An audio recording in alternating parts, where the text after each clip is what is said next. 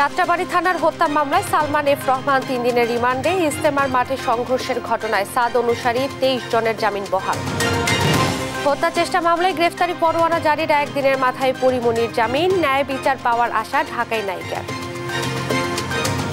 আমি আইনের উপরে আমার বিশ্বাসটা আমি আসলে একদম শেষ অবধি রাখতে চাই। আমি বিশ্বাস করি আমি আসলে ন্যায় বিচার পাবো। ফেনীতে বাসা বাড়িতে গ্যাসের তীব্র সংকট। দিনের বেলায় জ্বলে না চুলা, মাটির চুলায় খড় লাকড়িতে রান্না, বিপাকে হাজারো গ্রাহক। গাজার বাসিন্দাদের সরাতে ট্রাম্পের প্রস্তাবের নিন্দায় ফিলিস্তিনিরা। জর্ডানের প্রত্যাখ্যান, নিশ্চুপ মিশর, চাপের সংখ্যায় বিশ্লেষণ। এবং বিপিএলে দুপুরে ফরচুন বরিশালের মুখোমুখি হবে খুলনা টাইগার্স। সন্ধ্যায় দুর্বার রাজশাহীর প্রতিপক্ষ সিলেট স্ট্রাইকার্স।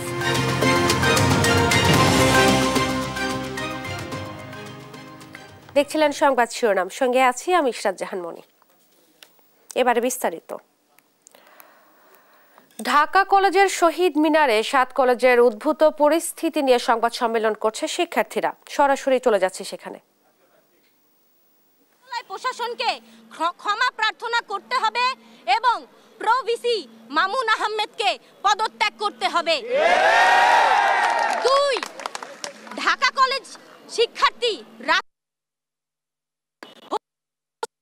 সহ ঢাকা কলেজের শিক্ষার্থীদের ওপর নিউ মার্কেট থানা পুলিশের ন্যাক্কারজনক হামলার ঘটনায় ওসি সহ পুলিশ প্রত্যাহার করে বিভাগীয় ব্যবস্থা গ্রহণ করতে হবে। 3, ঢাকা বিশ্ববিদ্যালয় সকল শিক্ষার্থী কর্তৃক ইডেন কলেজ ও বদরুন্নেসা কলেজ সহ 7 কলেজের নারী শিক্ষার্থীদের সম্পর্কে কুরুচিপূর্ণ মন্তব্য ও সঙ্গে জড়িত আনতে হবে। 4, ঢাকা বিশ্ববিদ্যালয়ের সাথে 7 কলেজ এবং চূড়ান্ত ঘটিয়ে 24 মধ্যে বাতিল করে শিক্ষার্থীদের দাবি অনুযায়ী বিশ্ববিদ্যালয়ের রূপ হবে। উদ্বুদ্ধ পরিস্থিতি প্রধান উপদেষ্টা, শিক্ষার্থী উপদেষ্টা নাহিদ ইসলাম, ইউজিসির সদস্য এবং ঢাবির ভিসির সমন্বয়ে 7 কলেজের শিক্ষার্থীদের প্রতিনিধি টিমের সাথে তাৎক্ষণিক উচ্চ পর্যায়ের মিটিং এর মাধ্যমে এই ঘটনার সমাধান করতে হবে। ঢাকা এরিয়াতে সিটি কর্পোরেশনের রাস্তায় জনসাধারণের জন্য হবে।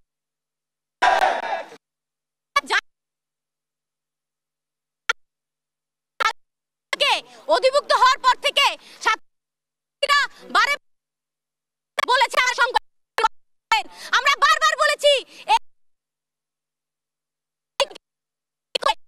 সংঘাত না তৈরি করে এই বিষয়টির একটা সৃজনশীল সমাধান আপনারা দেন, কিন্তু এই সৃজনশীল সমাধান যতদিন পর্যন্ত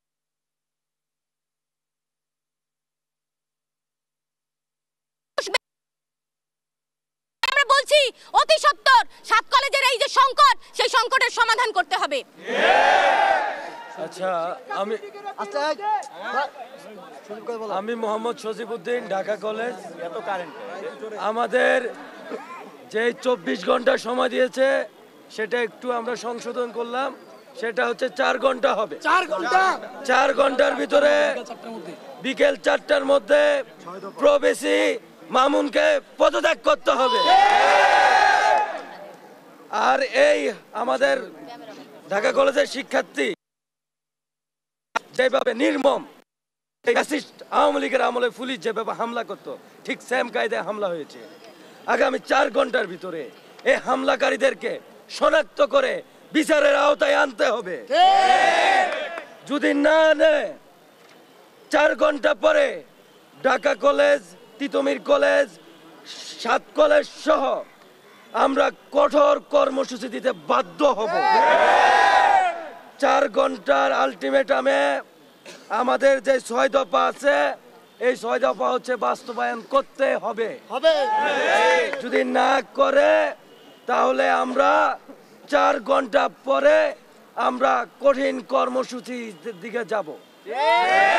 আমরা দেব না আর, কারণ যখন বৈষম্য সাত কলেজের যে সংকটের বিরুদ্ধে যখন আমরা দাঁড়িয়েছি, তখন ঢাকা বিশ্ববিদ্যালয়ের প্রশাসন আমাদের উপরে লাঞ্ছনা, বঞ্চনা, বিভিন্নভাবে হ্যায় প্রতিপন্ন করে আমাদেরকে আরো ড্যামেজ করার চেষ্টা করেছে। আমরা যখন প্রতিবাদের সুর তুলেছি, তখন এই মামুন বাহিনী দিয়ে নীলক্ষেত এই মিরপুর রোডে আমাদের উপর অতর্কিতভাবে হামলা হয়েছে। যদি 4 ঘন্টার ভিতরে আমাদের দাবি বাস্তবায়ন না হয়, আমরা কঠিন কর্মসূচির দিকে যাব। আমাদের আহত আমরা 7 জন, এখন পর্যন্ত আমাদের গুরুতর আহত আছে 3 জন, আর হচ্ছে 7 জন, আর হচ্ছে আনুমানিক হচ্ছে আপনার 10 জনের মতো আছে। 10 জন হচ্ছে দৃশ্যমান যারা এখন আমাদের হলে আছে, আর নরমালি হচ্ছে 50+ হবে আমাদের যারা আহত হয়েছে সবগুলো। বিশ্ববিদ্যালয়ে যে ঘটনা ঘটেছে, এই ঘটনার সাথে ছাত্র দলের সম্পৃক্ততা আছে বলে কি অভিযোগ উঠেছে? অবশ্যই না। পেয়েছেন কিনা? আরেকটি বিষয়, আপনারা কি ধরনের কঠোর কর্মসূচি দিবেন? ঢাকা ব্লকের নাকি কি করবেন একটু বিস্তারিত জানাবেন। আমাদের গত আপনার প্রথম কোশ্চেনটা, আপনারা যে আলটিমেটাম দিয়েছিলেন গতকাল সংবাদ সম্মেলনে, প্রতিটা প্রতিষ্ঠানে আপনারা অবরোধ ডাক দিয়েছিলেন, সেটি কেন করেননি সকাল থেকে এবং সংবাদ, সেটাও একটু ক্লিয়ার করবেন। একটা কালকের আপনার কোশ্চেনের অ্যানসার দিই। কালকে আমরা হচ্ছে জনদুর্ভোগের কথা চিন্তা করে জনদুর্ভোগের কথা চিন্তা করে আলোচনার প্রেক্ষিতে সকল দল মত নির্বিশেষে ক্যাম্পাসে 7 কলেজের সাথে সকল সামাজিক সংগঠনগুলোকে নিয়ে আজকে আমরা কালকের হচ্ছে যে সংবাদ সম্মেলনের যে কর্মসূচি ছিল ওটা উড্ড করে আজকে আমরা কর্মসূচি হচ্ছে হাতে নিয়ে যে 4 ঘন্টা আলটিমেটাম দিয়েছি, যাতে আমাদের হচ্ছে দাবি দাওয়াগুলো মেনে নেয়, তারপরে দেন আমরা কর্মসূচি। আচ্ছা, ওইটা হচ্ছে 4 ঘন্টা পরে আমরা পেয়েছে জানিয়ে দেবো আমরা কি ধরনের কর্মসূচি দিব। আচ্ছা, ছাত্র দলের যে বিষয়টা, যখন একটা মুভ ক্রিয়েট হয়ে গেছে, এখন এখানে কি ছাত্র দল ছিল নাকি ছাত্র শিবির ছিল ওইটা দেখার বিষয় ছিল না, বা আমরা খুঁজে বের করতে পারি নাই। ঢাকা বিশ্ববিদ্যালয় সবাই হল থেকে ছেলেপেলে যারা ছিল ওরা বেরিয়ে আসছে, ঢাকা কলেজের হল থেকে সবাই বেরিয়ে আসছে, যাতে ক্যাম্পাস টু ক্যাম্পাসে যে প্রাতিষ্ঠানিক যে দ্বন্দ্ব, সেই দ্বন্দ্বতে ওটা চলে গেছে ভাই। এখানে রাজনৈতিক কোনো ইস্যু ছিল না। পুলিশের ভূমিকা ছিল, যখন আপনার নীলক্ষেত থেকে দাওয়া পাল্টা দেওয়া শুরু হয়েছে, তখন আমি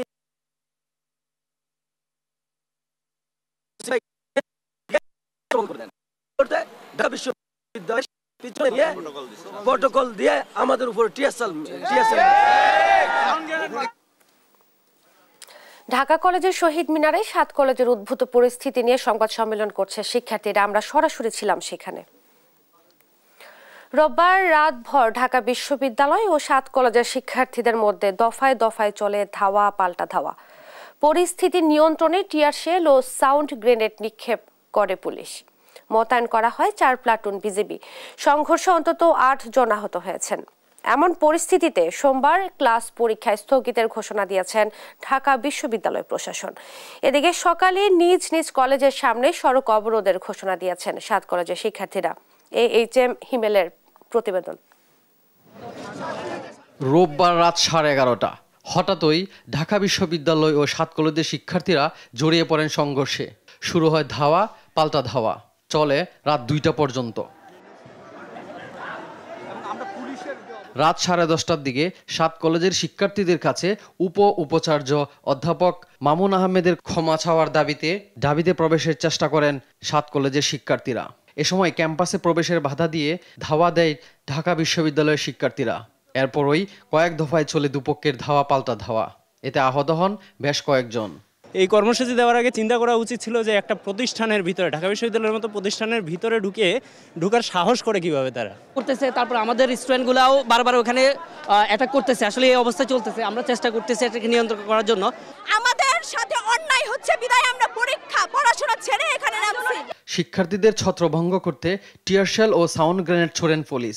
পরিস্থিতি নিয়ন্ত্রণে অতিরিক্ত পুলিশের পাশাপাশি মোতায়েন করা হয় 4 প্লাটুন বিজিবিও। পরে রাত 3:30টার দিকে অবস্থান ছেড়ে নিজ নিজ ক্যাম্পাসে ফিরে যায় শিক্ষার্থীরা। এদিকে রাতেই কর্মসূচির ঘোষণা দেয় 7 কলেজের শিক্ষার্থীরা। সোমবার সকাল থেকে 7টি পয়েন্টে অবস্থান নেওয়ার কথা জানান শিক্ষার্থীরা। একই সঙ্গে ঢাকা বিশ্ববিদ্যালয়ের অধীনে সব ক্লাস পরীক্ষা বর্জনের ঘোষণা দেন শিক্ষার্থীরা। আমাদের ভাইয়ের রক্ত নীল খেতে জড়িয়েছে, সায়েন্স ল্যাবে জড়িয়েছে। এই রক্তের বিচার না হলে এই কর্মসূচি চলমান থাকবে। কর্মসূচি সেই দিনই প্রত্যাহার করব যখন ভার্সিটি ঘোষণা হবে, এই যারা এখানে হামলা করেছে তাদের বিচার হবে। এদিকে রোববার রাতেই অনাকাঙ্ক্ষিত ঘটনার দুঃখ প্রকাশ করেন উপাচার্য অধ্যাপক মামুন আহমেদ। গতকাল সন্ধ্যায় 7 কলেজের শিক্ষার্থীদের সাথে আমার অফিসে আলোচনাকে কেন্দ্র করে রাতে যে অনাকাঙ্ক্ষিত ঘটনার সূত্রপাত হয়েছে তা দুঃখজনক। এতে আমি গভীরভাবে মর্মাহত। আমি বিশ্বাস করি সুষ্ঠু পরিবেশে পারস্পরিক আলোচনার মাধ্যমে এই ভুল বোঝাবুঝির অবসান ঘটবে। এমন পরিস্থিতিতে সোমবার ঢাকা বিশ্ববিদ্যালয়ের সব ক্লাস পরীক্ষা স্থগিত করেছে কর্তৃপক্ষ। একই সঙ্গে সোমবার 7 কলেজের অধ্যক্ষদের সঙ্গে শিক্ষার্থীদের স্বার্থ সংশ্লিষ্ট বিভিন্ন বিষয়ে আলোচনা করে বিষয়টি সুরাহা করার আশা প্রকাশ করেন ঢাবি প্রশাসন। এইচ হিমেল, দেশ টিভি, ঢাকা। বৈষম্য বিরোধী আন্দোলন কেন্দ্রিক রাজধানীর যাত্রাবাড়ী থানার হত্যা মামলায় সাবেক প্রধানমন্ত্রী শেখ হাসিনার বাণিজ্য বিষয়ক উপদেষ্টা সালমান এফ রহমানের 3 দিনের রিমান্ড মঞ্জুর করেছেন আদালত। সোমবার ঢাকার মেট্রোপলিটন ম্যাজিস্ট্রেট মোহাম্মদ সাইফুজ্জামানের আদালত শুনানি শেষে এই আদেশ দেন। এছাড়া রাজধানীর বিভিন্ন থানার একাধিক হত্যা ও হত্যা চেষ্টা মামলায় গ্রেফতার দেখানো হয় সাবেক মন্ত্রী আনিসুল হক, হাসানুল হক ইনু, রাশেদ খান মেনন, নজরুল ইসলাম মজুমদার, জুনাইদ আহমেদ পলক, সালমান এফ রহমান, সাবেক আইজিপি আব্দুল্লাহ আল মামুন, সাংবাদিক দম্পতি শাকিল রূপা সহ 12 জনকে জামিন শুনানি শেষে তাদের কারাগারে পাঠানোর নির্দেশ দেন আদালত। ইজতেমা মাঠে তাবলিগের দুপক্ষের সংঘর্ষে হতাহতের ঘটনায় মাওলানা সাদ কান্দলভির অনুসারীদের প্রধান মুরব্বী সৈয়দ ওয়াসিফুল ইসলাম সহ 23 জনের জামিন বহাল রেখেছেন আপিল বিভাগ। সোমবার আপিল বিভাগের জ্যেষ্ঠ বিচারপতি মোহাম্মদ আশফাকুল ইসলামের নেতৃত্বে 3 বিচারপতির বেঞ্চ এ আদেশ দেন। গত 8 জানুয়ারি টঙ্গীর ইজতেমা মাঠে তাবলিগ জামাতের দুপক্ষের সংঘর্ষে হতাহতের ঘটনায় মাওলানা সাদ কান্দলভির অনুসারীদের প্রধান মুরব্বী সৈয়দ ওয়াসিফুল ইসলাম সহ 23 জনকে জামিন দেন হাইকোর্ট। মামলায় পুলিশ প্রতিবেদন দেয়া পর্যন্ত তাদেরকে এই জামিন দেয়া হয়। তবে 24 ডিসেম্বর জামিন আবেদনটি ফেরত দেন হাইকোর্ট। এদিকে গেল 17 ডিসেম্বর ইজতেমা মাঠে সংঘর্ষ ও নিহতের ঘটনায় গত 19 ডিসেম্বর মামলা করেন মাওলানা জুবায়েরের অনুসারী SM আলম হোসেন নামের এক ব্যক্তি।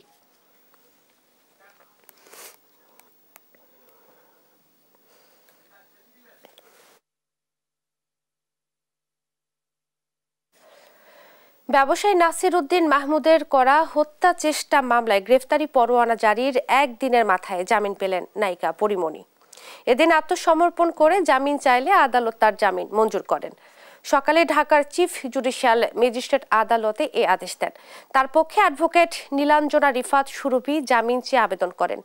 শুনানি শেষে তার আইনজীবী বলেন, পরিমণি অসুস্থ থাকায় তার শারীরিক অবস্থা বিবেচনায় বিজ্ঞ আদালত জামিন মঞ্জুর করেছেন।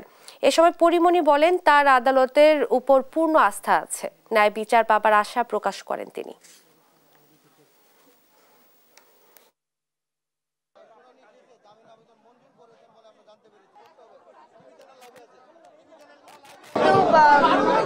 আমি একটা জিনিস বলতে চাই যে আমি আইনের উপর শ্রদ্ধাশীল। আমার এই বিশ্বাসটা আমি আসলে একদম শেষ অবধি রাখতে চাই। আমি বিশ্বাস করি আমি আসলে ন্যায় বিচার পাবো, আর আপনারা আমার সাথে থাকবেন। এই ভালোবাসা নিয়েই আসলে আমি জিততে চাই ইনশাল্লাহ। আমরা সময়ে দরখাস্ত দিয়েছিলাম, যেহেতু বিজ্ঞ আদালত সময়ের দরখাস্তটি নামঞ্জুর করেছেন এবং চার্জ গঠন করে পরিমণির বিরুদ্ধে WA ইস্যু করেছিলেন। আমরা আজ বিজ্ঞ আদালতে আত্মসমর্পণপূর্বক জামিনের প্রার্থনা করেছিলাম। বিজ্ঞ আদালত জামিনের প্রার্থনা মঞ্জুর করেছেন এবং পরিমণি জামিন প্রাপ্ত। এখন সাবেক দুর্যোগ ব্যবস্থাপনা ও ত্রাণ মন্ত্রণালয়ের প্রতিমন্ত্রী ডাক্তার এনামুর রহমানকে গ্রেফতার করেছে ঢাকা মহানগর গোয়েন্দা পুলিশ। রোববার মধ্যরাতে রাজধানী বসুন্ধরা আবাসিক এলাকা থেকে তাকে গ্রেফতার করা হয় বলে নিশ্চিত করেন ডিবি প্রধান রেজাউল করিম মল্লিক। জানান, রাজধানীর বসুন্ধরা আবাসিক এলাকায় অভিযান চালিয়ে সাবেক প্রতিমন্ত্রী ডাক্তার এনামুর রহমানকে গ্রেফতার করা হয়েছে। তার বিরুদ্ধে জুলাই আগস্ট আন্দোলনের ঘটনায় একাধিক মামলা রয়েছে। আজ তাকে আদালতে সোপর্দ করে রিমান্ডের আবেদন করা হবে বলেও জানান তিনি। ডাক্তার এনামুর রহমান 10ম ও একাদশ জাতীয় সংসদ নির্বাচনে ঢাকা 19 আসন থেকে নির্বাচিত হন। তিনি দুর্যোগ ব্যবস্থাপনা ও ত্রাণ মন্ত্রণালয়ের প্রতিমন্ত্রী ছিলেন।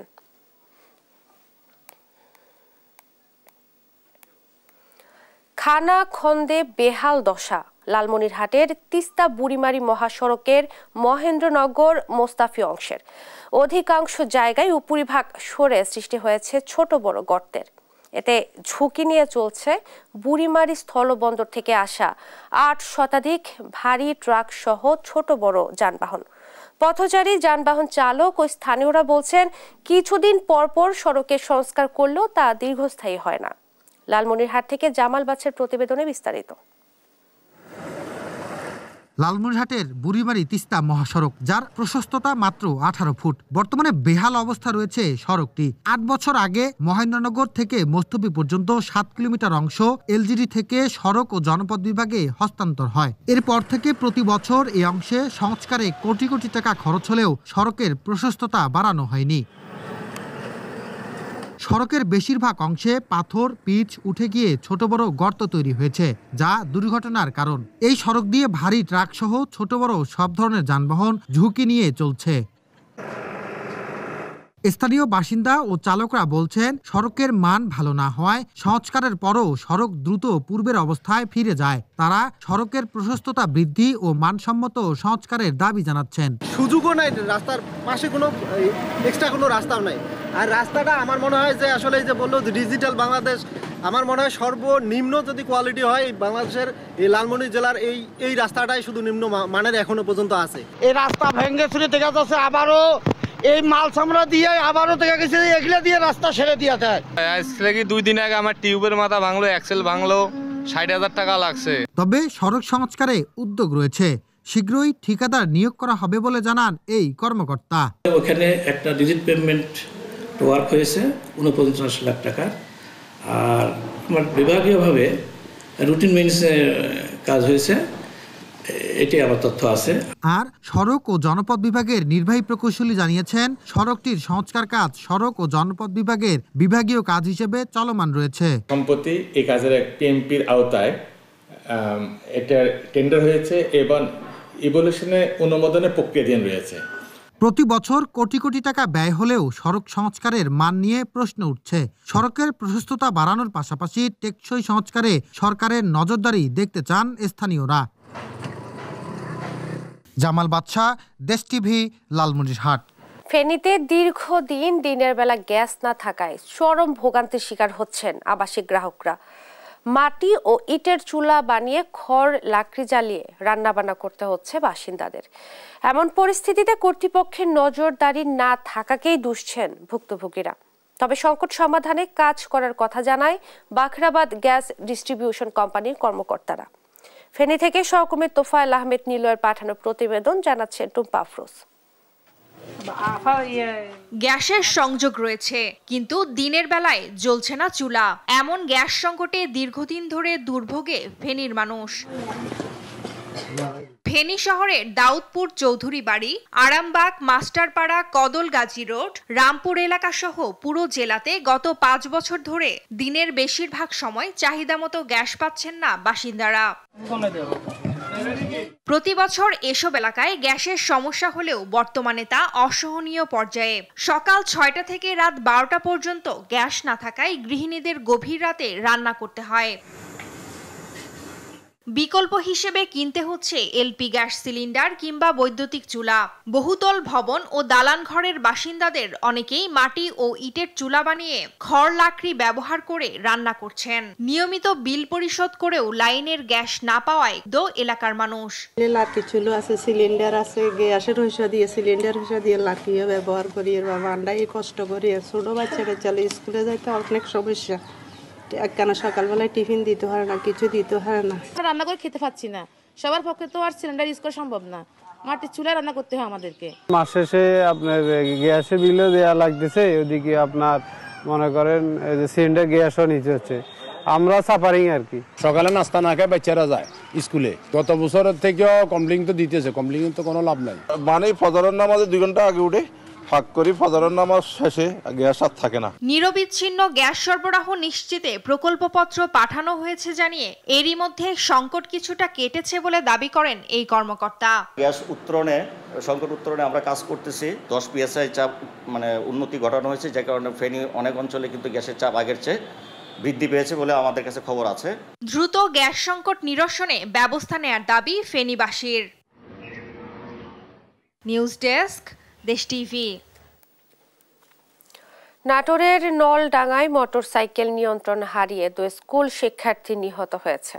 এ ঘটনায় গুরুতর আহত হন আরও এক শিক্ষার্থী। রোববার সন্ধ্যায় উপজেলা ত্রিমোহনী মির্জাপুর সড়কের চৌধুরীপাড়া এলাকায় এ দুর্ঘটনা ঘটে। নিহত লাবিব হাসান, সাদমান সাফা এবং আহত সিয়াম 3 জনই বাসুদেবপুর শীষচন্দ্র বিদ্যানিকেতনের শিক্ষার্থী। পুলিশ জানায় তারা মোটরসাইকেল যোগে উপজেলায় তাদের নিজ বাড়ি দিয়ার কাজীপুর থেকে চৌধুরীপাড়ার উদ্দেশ্যে যাচ্ছিল।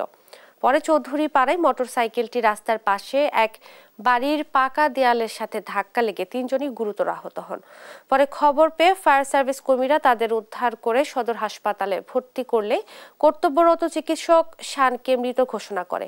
এ সময় গুরুতর আহত সিয়াম এবং সাফাকে প্রাথমিক চিকিৎসা শেষে রাজশাহী মেডিকেল কলেজ হাসপাতালে পাঠানোর সময় সাফা মারা যান।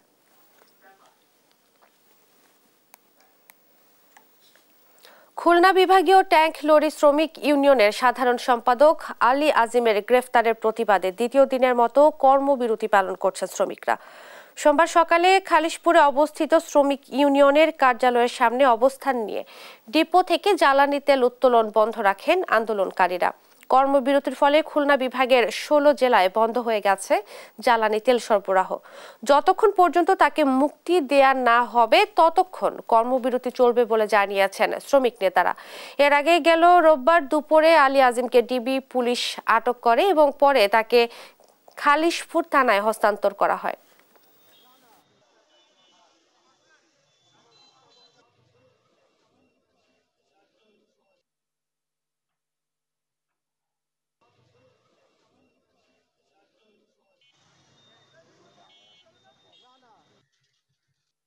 আজকে আমাদের সেক্রেটারি সাহেবের জামিন হবে ইনশাল্লাহ। জামিন হওয়ার পরেও আমাদের যে নেতৃবৃন্দ এবং আমাদের যে শ্রমিক ভাইরা আছে এই মিথ্যা মামলা খাইছে, তাদের মামলা উঠল না পর্যন্ত আমাদের এই কর্মবিরতি।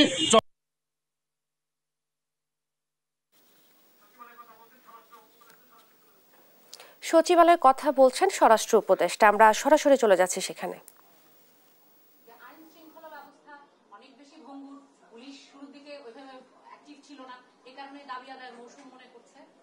না, আমরা ছাত্র ভাইরা এটা কোনো দিনই করতে পারে না।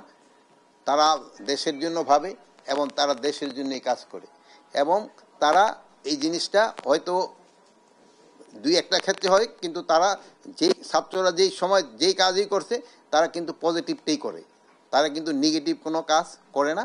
অনেক সময় আছে হয়তো একটা কাজ করতে গেলে ছোটোখাটো দিয়ে একটা ভুল হতে পারে, এবং এইটার ক্ষেত্রে আপনাদেরও একটা রুল আছে, আপনারাও কিন্তু পজিটিভটা তাদের বুঝাতে পারেন, ভাই এই এখানে না করে এখানে করো, এটা করলে ভালো। শিক্ষকরা তাদের উপরে জল কামান বা টিয়ার শেল নিক্ষেপ করা হয়েছে, এটা নিয়ে পুলিশের ভূমিকা নিয়ে অনেকেই সমালোচনা করেছেন। পুলিশও বলছে যে তাদের বিকল্প ছিল না। ঠিক কোন জায়গায় ঘাটতিটা? এইটার ক্ষেত্রে আমি একটু আপনারা বলি। আপনি বলে নেন, আপনিও বললেন, এড করেন।